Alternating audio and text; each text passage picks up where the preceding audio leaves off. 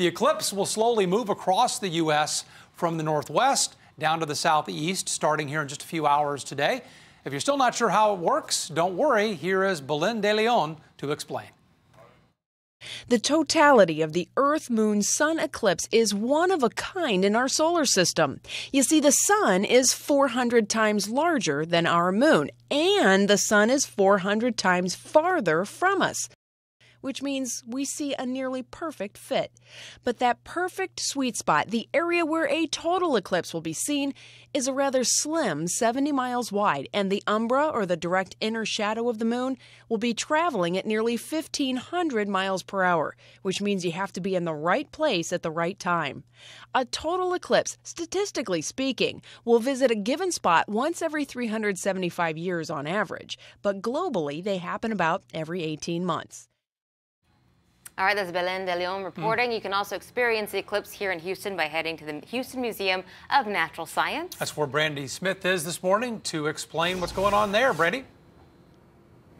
Yeah, guys, we are going to have about 67% coverage here, not 100% totality like you'll see in some places like Casper, Wyoming. That's where the museum actually has crews ready to watch the solar eclipse happen. They're going to be doing shows here at the planetarium starting at noon every 20 minutes, and at 2 o'clock they're going to talk to those crews. But we talk about how small that area of totality is. The umbra is what it's called, that dark shadow, and I want to show you why. So I have Priscilla and Ken here with scale models of the moon and Earth. And Priscilla's going to stay put with the moon, but we're going to roll the Earth back, Ken is, to show you just how far that moon's shadow is cast, and that is why it is so small on the Earth. That's why we're only getting a swath across a small part of the U.S. We're in what's called the penumbra, where we'll get 67% coverage, but not that totality. So there is Ken all the way back there. I asked him a little earlier to explain that coverage for us. Well, unfortunately, Houston's not in the line of totality, so we won't see a total solar eclipse today. We'll get about 67% coverage, and that's what you're seeing up here on our planetarium dome right now. This is what it's going to look like at 1:16 this afternoon. Okay, and of course, you know you have to wear your glasses for the solar eclipse. That's going to be happening about 1:16 this afternoon, but you're going to want to be in place probably around 11. The moon starts kind of taking a bite out of the sun around 11:45, guys. That was our favorite setup so far, with the Earth rolling away, Brandy. We thank you for that. I felt so small. We loved it. I felt so small when he did that. Off he goes. All right, the solar eclipse has taken over social media, from the best eyewear to the best places to see it. Yeah, Doug Deloney's here in the studio with what everyone's saying about the big event today. Doug? That's right. I kind of have an interactive version of the eclipse myself. It doesn't involve a guy stealing the Earth and disappearing into the background. That was pretty entertaining. Take a look. This is NASA's website. They have this interactive map. You click the globe or use a menu to add any location on the map. So in this case, I've selected Baytown at 1:45 p.m. today. This is what the solar eclipse will look like in Baytown. Again, using your special glasses. Don't look up there with your bare eyes.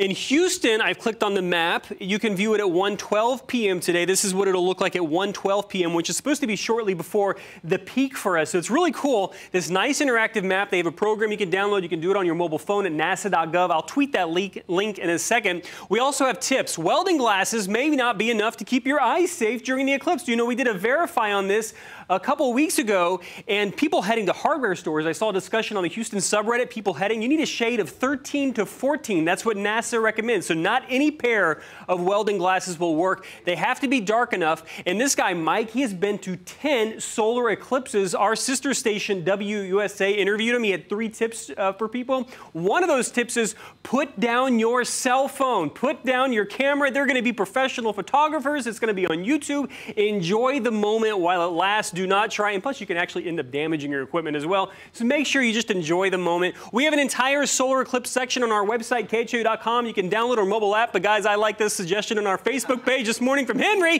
He says it's not too late. Here's a homemade solution to view the eclipse. I don't think that's safe for your eyes, though. I'm pretty sure he's just joking around there about the bubblegum wrappers protecting your eyes. I don't think that'll work. I like that one guy's advice, though. Put down the phone. Yes. That's a good advice for life, I think. Right. Concerts. Experience all of it. Yeah. Just take it in. Please. Safely. Now you said that, go vote on it. No, I'm just kidding. Cheetah, how long will we be able to see this thing here in Houston? But you know, if you don't have a picture, then it didn't happen. So you got to have your phone at sometimes. No, let's talk about the cloud cover, because I know some of you who do actually want to see it. Yeah, put down your phone, check it out. A 20% chance when it peaks of an isolated shower. Cloud cover will build, especially south of I-10. North of I-10, you should be in a better viewing area because you should see less cloud cover. A 30% chance by the afternoon. Temperatures today top out in the mid to low 90s.